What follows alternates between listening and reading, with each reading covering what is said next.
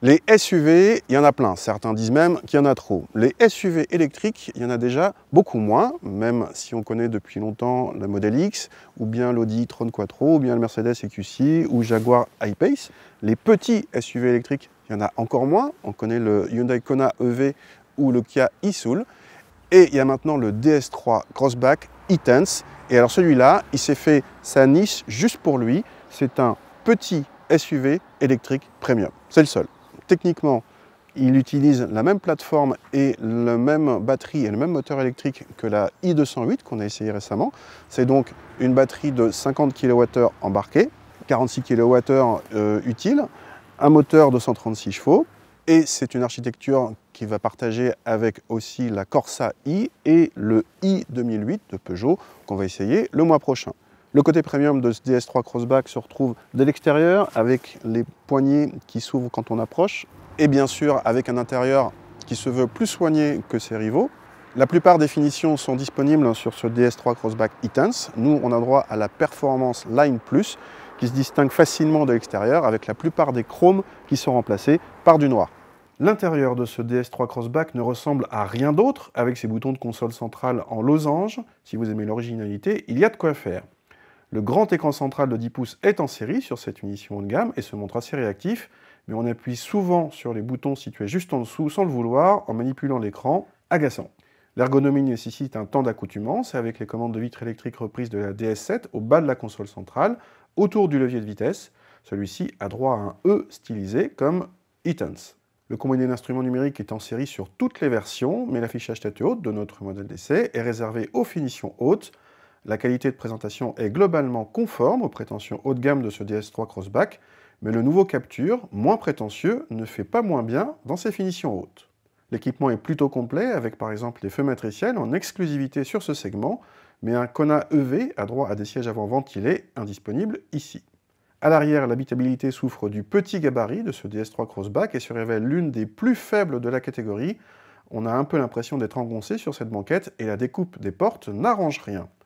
Le coffre est l'un des plus petits de la catégorie, là encore, selon nos mesures, avec à peine plus de 300 cm3, le DS3 Crossback paye là aussi son petit gabarit. Au volant de ce DS3 Crossback e-Tense, donc tout électrique, donc comme d'habitude, silence de fonctionnement, couple dès le départ, pas de vitesse à passer, en ville c'est tout juste parfait, d'autant que cette version, donc qui a des prétentions premium, est particulièrement bien insonorisée, en tout cas pour les bruits de roulement.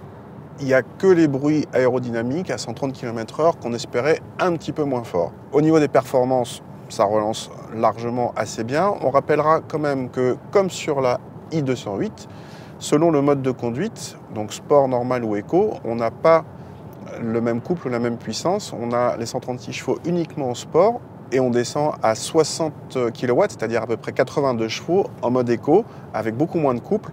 Par contre, c'est dans ce mode-là que vous avez l'autonomie maximale. Quoi qu'il en soit, en mode sport, avec 8,7 secondes annoncées pour le 0 à 100, ça accélère plutôt pas mal, mais un Kona EV et ses 204 chevaux accélèrent logiquement beaucoup plus fort. Pour la partie châssis, c'est une très bonne surprise. On avait bien aimé le DS3 Crossback tout court, thermique, et on retrouve les mêmes aptitudes à bord de cette version électrique, alors qu'elle est beaucoup plus lourde, mais les batteries sont placées sous le plancher, du coup, le centre de gravité est bas. Le compromis châssis est vraiment excellent, un poil ferme, mais avec ce côté confort ferme un peu à la Peugeot, c'est d'ailleurs la même maison, qui est vraiment très réussi, très agréable. Et rien que pour ça, ce DS3 Crossback est vraiment très réussi.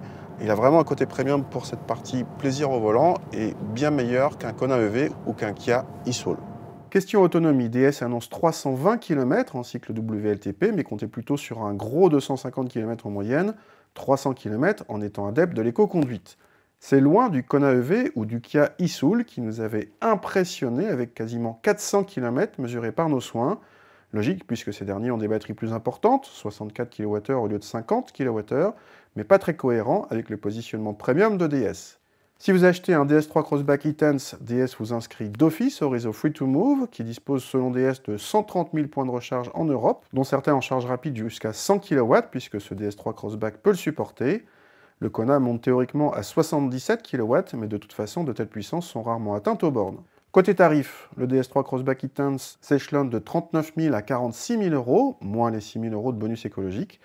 Les Coréens cités ne sont pas plus chers alors qu'ils sont plus performants, offrent une meilleure autonomie et plus d'espace intérieur. Le DS3 Crossback offre quant à lui un intérieur plus original et plus soigné et un compromis châssis nettement supérieur.